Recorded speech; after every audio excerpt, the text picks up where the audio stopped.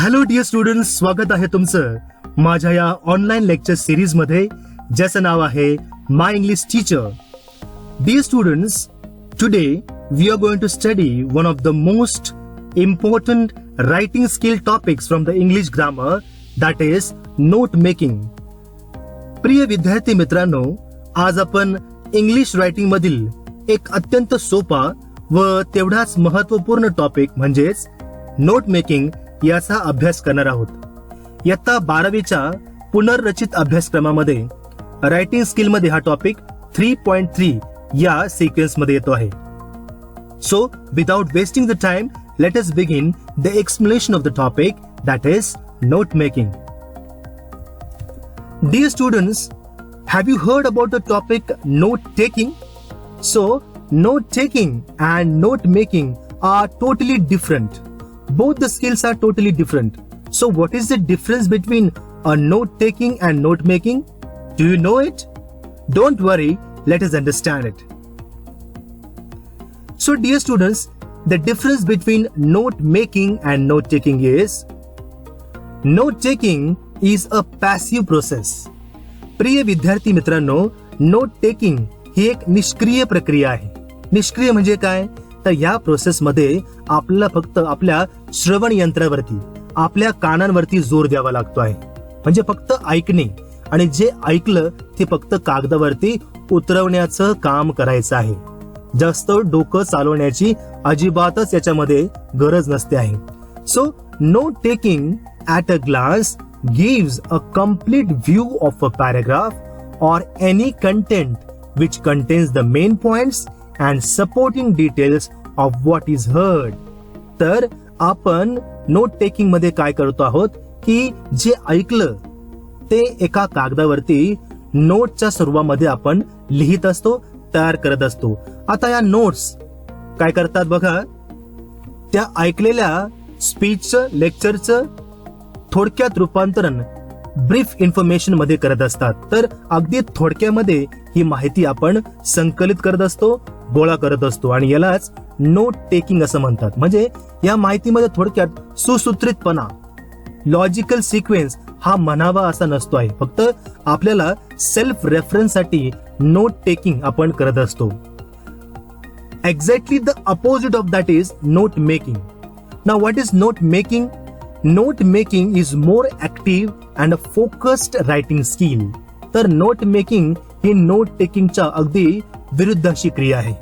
ती कशी बघा, की नोट मेकिंग मध्ये जास्त ऍक्टिव्ह असण्याची गरज असते, जास्त सक्रिय असण्याची गरज असते. की आपण काय करतो आहोत, नोट मेकिंग मध्ये वाचलेला पॅराग्राफ असू द्या, ऐकलेला एखाद्या लेक्चरचा, भाषणाचा भाग असू द्या, ते ऐकून त्यावरती विशिष्ट प्रकारच्या डायग्रामच्या माध्यमातून आपण नोट्स तयार करत असतोय.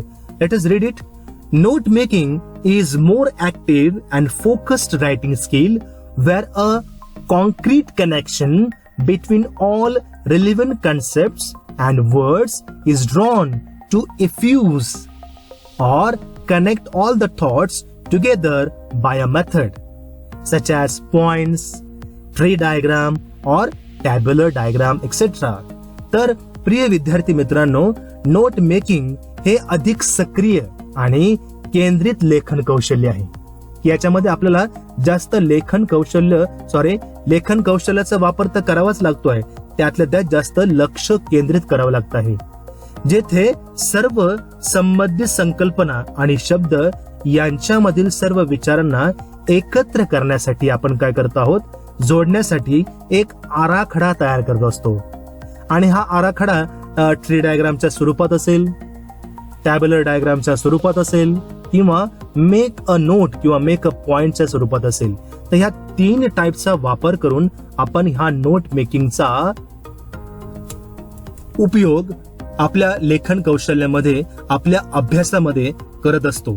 So I hope you have understood the difference between note taking and note making. Again I repeat, note taking means simply to write down what we are hearing, and note making means to concentrate properly and jotting down the points in a form of a diagram. Now let us see its information in more detail. So note taking versus note making. We distinguish between note taking and note making. Note taking is a passive process which is done at the lectures. Means if you students are sitting in the class, and if I keep on talking and giving on lectures, what you people do is you people simply keep on writing. Some of the other points you don't understand. I agree, I understand that, but still you keep on writing those points so as to make the notes. So that is called as a note taking. Whereas note making is more active and focused activity where you can synthesize all information and make sense of it for yourself. So in note making, what you do is we pay full concentration towards the lecture while reading a paragraph, and by paying full concentration, what we do is we put down those important points on the paper in the form of a diagram, and that diagram can be a tree diagram, that diagram can be a tabular diagram, that diagram can be in the form of important points. So this is the difference between note taking and note making. Now let's distinguish between note making and note taking. So in note taking, the first point is only jotting down points involves no sight interpretation.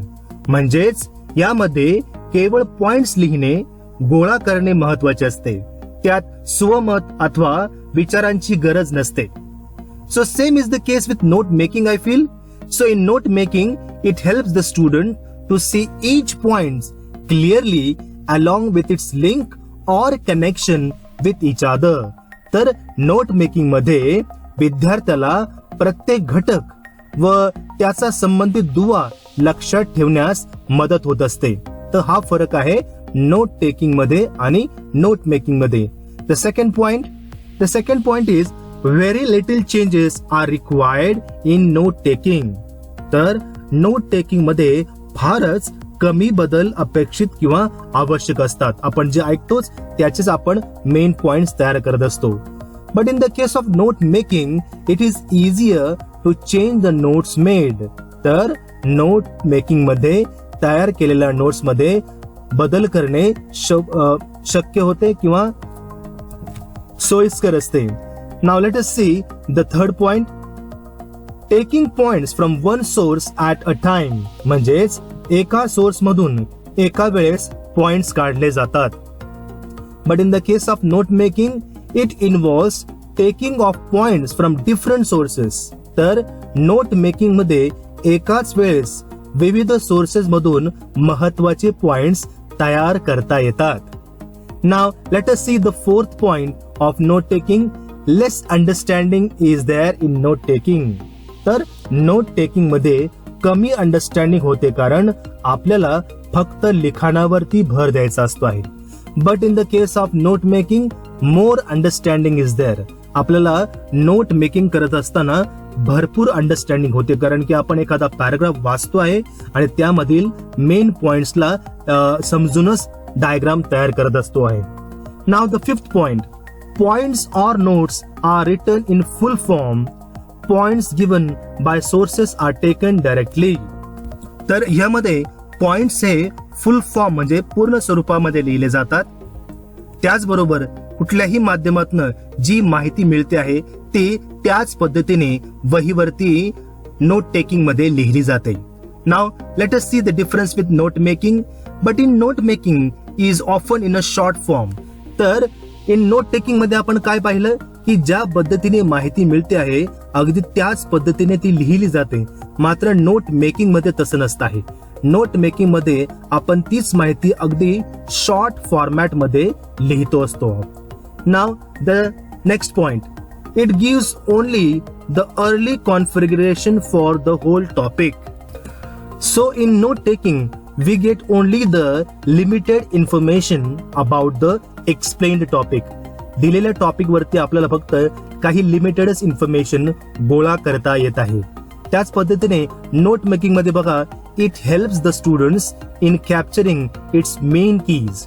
So in note making, we can write down the main keys, and to the main keys we can add branches, and by that we can understand the information in a detailed format. Now let us see the 7th point. Notes are made from sources. तर वेगवेगळ्या सोर्सेसच्या माध्यमातून या note टेकिंगच्या notes बनवल्या जातात. They are handmade since the time available is limited. तर note taking म्हणजेच काय, तर आपण एखाद्या लेक्चरमध्ये बसलात, एखाद्या कार्यक्रमामध्ये बसलात आणि महत्वाचे मुद्दे आहेत ते आपण लगेचच पेनाच्या माध्यमातून आपण एखाद्या कागदावरती ते उतरवत असतो आहे. But in note making it is constructed by the learners themselves in handmade or in a computer type form. So note making करत असताना एखादा वाचक, एखादा अभ्यास करणारा काय करत असतो आहे, त्या पॅराग्राफचं पूर्ण वाचन करतो, ते पूर्ण समजून घेतो आणि त्यामध्ये मग बदल करून काय करतो आहे, एक विशिष्ट आकृतीच्या माध्यमातून, डायग्रामच्या माध्यमातून तो ते हँडमेड स्वरूपात किंवा कम्प्युटर टाइप स्वरूपामध्ये ते नोट्स तयार करत असतो आहे. So this is the difference between note taking and note making. Now let us see the similarities between note taking and note making. आता आपण note taking and note making यामध्ये ज्या सिमिलॅरिटीज आहेत त्यांचा अभ्यास करणार आहोत. तर फर्स्ट पॉइंट आहे, both provide the students with material for easy reference, preparation and study during an examination. तर हे दोन्ही घटक जे आहेत ते मुलांना परीक्षेच्या दृष्टीने उपयुक्त असे सोपे मटेरियल देतात, जे मुद्देसूद असते. मग ते नोट टेकिंग असो किंवा नोट मेकिंग असो, या दोन्ही क्रियांचा वापर करून मुलं परीक्षेच्या दृष्टीने तयारी करू शकतात. Second point, both aid means help. Both help the students in remembering facts easier as it utilizes both reading and listening senses. तर हे दोन्ही घटक काय करतात, हे दोन्ही घटक वाचन व श्रवणाच्या माध्यमातून मुलांना विविध महत्वाचे विषय, मुद्दे लक्षात ठेवण्यास मदत करतात. परत एकदा सांगतो, हे दोन्ही घटक वाचन व श्रवणाच्या माध्यमातून मुलांना विविध विषय, विविध महत्वाचे विषय, मुद्दे लक्षात ठेवण्यास मदत करतात. उदाहरणार्थ एखादा कन्सेप्ट खूप मोठा आहे, खूप डिफिकल्ट आहे, तर नोट मेकिंगच्या साहाय्यानं आपण एक डायग्राम ड्रॉ करून ती मोठी कन्सेप्ट एकदम व्यवस्थित लक्षात ठेवू शकतो. Now let us see the third point. Both have the same purpose, that is for the students to excel in their studies. तर ह्या दोन्ही note making and note taking या दोन्ही घटकांचा लेखन कौशल्यांमधून आपल्या मुलांना परीक्षेत उत्तम यश संपादन करणे शक्य होते. मग ते नोट टेकिंगचा वापर करत असोत किंवा नोट मेकिंगचा वापर करत असोत. Now let us see the last but not the least point. The last point is both the topics, both the elements help the students to concentrate better and effectively. तर या दोन्ही लेखन कौशल्यांचा उपयोग केल्यास मुलांना अधिक चांगल्या प्रकारे अभ्यास करता येतो. काही मुलं नोट टेकिंगची स्किल वापरतात, काही मुलं नोट मेकिंगच्या माध्यमातून आपला अभ्यास लक्षात ठेवत असतात आणि परीक्षेमध्ये जास्त मार्क मिळवण्याचा प्रयत्न करत असतात. Okay, now let us understand what is mean by note making.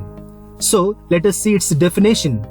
Note making is a sense to capture the key ideas of a given passage in an easily readable, logically structured format. I repeat, note making is a means to capture the key ideas of a given passage in an easily readable, logically structured format. Each subpoints may or may not have supplementary ideas which become subpoints. तर विद्यार्थी मित्रांनो, दिलेल्या उतार्यामधून महत्वाचे मुद्दे गोळा करून त्याचे एका सहज आणि सोप्या आकृतीत रूपांतर करणे यालाच नोट मेकिंग असं म्हणतात. अतिशय सोपी व्याख्या बघा. काय, दिलेल्या उतार्यामधून महत्वाचे मुद्दे गोळा करून त्याचे एका सहज आणि सोप्या आकृतीत रूपांतर करणे यालाच नोट मेकिंग असं म्हणतात. नोट मेकिंग चे 3 प्रकार आपण आता पाहणार आहोत. सो याच्यातील पहिला प्रकार आहे ट्री डायग्राम, म्हणजेच झाडांच्या फांद्याप्रमाणे असणारी आकृती. The second one is tabular presentation, म्हणजे तक्त्याच्या स्वरूपात असणारी एखादी आकृती diagram. The third is main points. Main points म्हणजे एक मुख्य मुद्दा व त्यापुढे त्याचे उपमुद्दे याप्रमाणे असणारा डायग्राम. तर हे 3 विविध प्रकारचे नोट मेकिंगचे फॉर्मॅट आहेत. आपण स्टेप बाय स्टेप 1, 2, 3 या प्रत्येक पॉइंट वरती 2, 2, 3, 3 उदाहरणं बघणार आहोत. So let us see the first one now. So note making, in all the 3 formats of note making, it's very necessary to give the title on the top, dear students. So title carries marks. So when you begin the answer, you need to write the title first. For that, we need to read the given paragraph thoroughly, properly. Most of the time, the title is suggested in the question paper itself or question itself. तर विद्यार्थी मित्रांनो, दिलेल्या 3ही note making प्रकारात सर्वात अगोदर शीर्षक म्हणजेच title देणे अत्यंत महत्वाचे असल्यानं प्रथम संपूर्ण उतारा काळजीपूर्वक वाचून काढा. बऱ्याच वेळा शीर्षक प्रश्नातच सुचवलेले असते आणि त्याचाच वापर करून आपण नोट मेकिंगच्या प्रकाराला सुरुवात करू शकतो. Now, let us see the types of note making. So, dear students, as I have explained you previously, मी अगोदरच्या स्लाइड मध्ये सुद्धा तुम्हाला हे एक्सप्लेन केलं आहे की there are 3 types of note making. The first one is the tree diagram. एखाद्या झाडाच्या फांद्यांप्रमाणे हा डायग्राम असतो आहे. मेन पॉइंट, त्याला सब पॉइंट्स आणि त्या सब पॉइंट्सला सुद्धा आणखीन सब पॉइंट्स किंवा सब कॅटेगरीज एक्सपांड होतात. So this is the first point of note making, first type of note making.